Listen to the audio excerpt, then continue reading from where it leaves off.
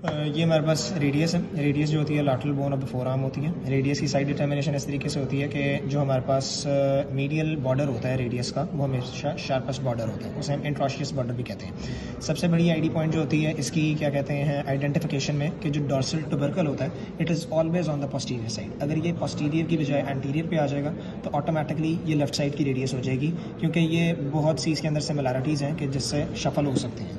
ठीक है, तो डॉर्सल टुबरकल हमेशा जो होता है ऑन द पोस्टीरियर साइड होता है। ठीक है, और जो मीडियल बॉर्डर होता है वो हमेशा ऑन द मीडियल सरफेस, और radial tuberosity is also on the medial side, और जो हमारे पास स्टाइलॉइड प्रोसेस होता है it is on the lateral side. इस तरीके से अगर देखेंगे तो ये हमारे पास पोस्टीरियरली आ गया, लैटरल साइड के ऊपर स्टाइलॉइड प्रोसेस और मीडियल साइड के ऊपर रेडियल टिबरोसिटी, तो ये हमारे पास आ जाएगी radius of the right hand. ठीक है, बॉर्डर्स की अगर बात की जाए तो हमारे पास एक होता है anterior border which begins from here, but in the upper part ये ज़रा ऑब्लीक होता है, तो इसे हम कहते हैं एंटीरियर ऑब्लीक लाइन।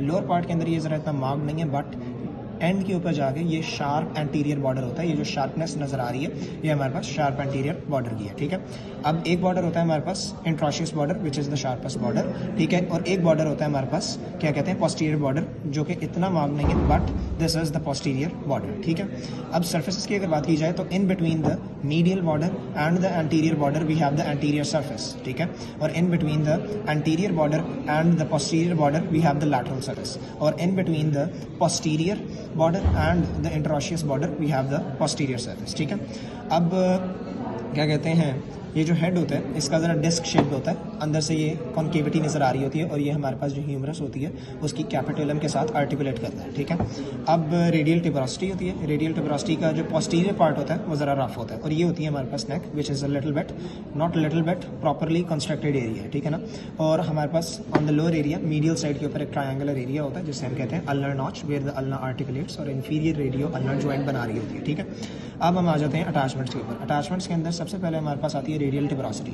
रेडियल टिबरोसिटी का जो रफ पोस्टीरियर पार्ट है वहाँ हमारे पास बाइसेप ब्रेकाई मसल की अटैचमेंट हो रही होती है। ठीक है, अब एंटीरियर बॉर्डर के अंदर हमने कहा था कि एक एंटीरियर ऑब्लिक लाइन होती है जो कि नजर आ रही है कि ये ऑब्लिकिटी है। यहाँ करके हमारे पास radial head of the flexor digitorum superficialis muscle लग रहा होता है। ठीक है, एंटीरियर सर्फेस के अपर टू थर्ड एक तरीके से हम कह सकते हैं, यहाँ इस एरिया के अंदर हमारे पास फ्लेक्सर पॉलिसिस लॉन्गस, क्योंकि थंब जो होता है वो क्या कहते हैं हमारे पास ऑन द लैटरल साइड होता है। ठीक है, तो ये हमारे पास on the lateral side we have the flexor pollicis longus. ठीक है, और जो लोअर 1/4 लोअर एरिया होता है उसके अंदर हमारे पास प्रोनेटर क्वाड्रेटस मसल की अटैचमेंट हो रही होती है। ज़्यादा इसकी अटैचमेंट फ्रॉम अबव डाउनवर्ड एक लैटरल सर्फेस के ऊपर होती है। ठीक है, इन द अपर 1/3 हमारे पास होती है यहाँ से लेके यहाँ तक सुपिनेटर मसल की।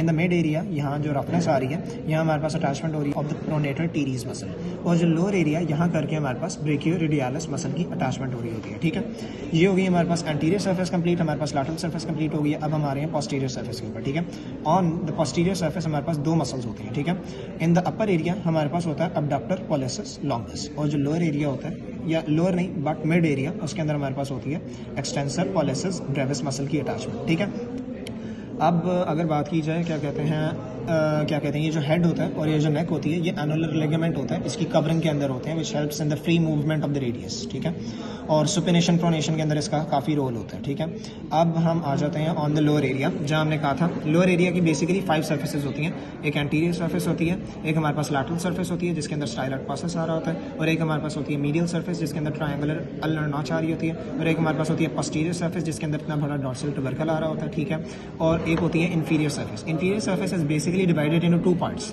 लैटरली हमारे पास एक ट्रायंगुलर एरिया होता है जो कि स्केफॉइड बोन के साथ आर्टिकुलेट करेगा। ठीक है, और ये जो एक इस तरीके से स्क्वेरिश या क्वाड्रेंगुलर एरिया होता है जहाँ हमारे पास अटैच हो रही होती है द ल्यूनेट बोन। ठीक है, अब अगर हम आ जाएं क्या कहते हैं, ये हमने कहा है, अब हम कुछ स्ट्रक्चर्स होते हैं जो पास आउट करते हैं फ्रॉम द क्या कहते हैं रेडियस, टेंडन्स कह सकते हैं। ये था हमारे पास शार्प एंटीरियर बॉर्डर। ठीक है, ये हमारे पास है styloid process. In between the sharp anterior border and the styloid process हमारे पास दो चीज़ें गुजरती हैं। जो मसल्स रेडियस के पोस्टीरियरली लगे हुए थे वही यहाँ से गुजर रहे हैं, abductor pollicis longus and the extensor pollicis Brevis muscle. ठीक हो गया, फ्रॉम द स्टाइलॉइड प्रोसेस से डॉर्सल ट्यूबरकल तक, ये जो प्रोमिनेंस है डॉर्सल ट्यूबरकल, यहाँ से हमारे पास दो मसल्स गुजरते हैं, extensor कार्पा radialis longus and the extensor कार्पा radialis Brevis, ठीक है। और फ्रॉम द डॉर्सल ट्यूबरकल से यहाँ तक, ठीक है, एक मसल गुजरता है जिसे हम कहते हैं एक्सटेंसर कॉलेसस लॉन्गस, ठीक है। और यहाँ से लेके आगे यहाँ तक हमारे पास 4 थिंग्स गुजरती हैं। एक होता है हमारे पास क्या कहते हैं extensor digitorum tendons, extensor indicis होता है, और क्या कहते हैं हमारे पास पोस्टीरियर इंटरऑशियस नर्व होती है, और हमारे पास क्या कहते हैं एंटीरियर इंटरऑशियस आर्टरी होती है, ठीक है। और आगे हमारे पास एक 5th ग्रूव भी होती है, वो हमारे पास अल्ना रिलेटेड आ जाता है। तो क्या कहते हैं बट जो 5th ग्रूव होती है उसके अंदर से हमारे पास एक्सटेंसर डिजिटी मिनिमी के टेंडेंस होते हैं, ठीक है, which is in between the radius and the ulna, के दोनों के दरमियान हमारे पास 5th ग्रूव होती है। और जो 6th ग्रूव होती है वो अल्ना रिलेटेड है, जहाँ से हमारे पास एक्सटेंसर कार्पा अल्नारिस का टेंडेंस गुजर रहा होता है, ठीक है। अच्छा, और ऑन द ये हमने बात की थी रेडियल ट्यूबरोसिटी की। रेडियल ट्यूबरोसिटी से ऊपर होती है neck. On the medial side of the neck हमारे पास जो होती है अटैचमेंट होती है ऑफ द क्वाड्रेट लिगामेंट, ठीक है।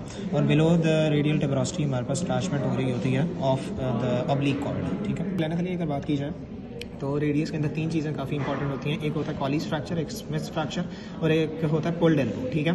अब हम बात करेंगे सबसे पहले कॉलीज फ्रैक्चर की, ठीक है। हमने कहा था कि ये हमारे पास रेडियस है राइट साइड की, ठीक है। If the lower part, lower area, we are talking about the lower area, ठीक है, अगर ये डिस्प्लेस हो जाए बैकवर्ड, यानी ये लोअर एरिया पीछे की तरफ निकल जाए और ऊपर की तरफ निकल जाए, ठीक है ना, बैकवर्ड्स एंड अपवर्ड्स, तो हमारे पास ये हो जाएगा कॉलीज फ्रैक्चर, ठीक है।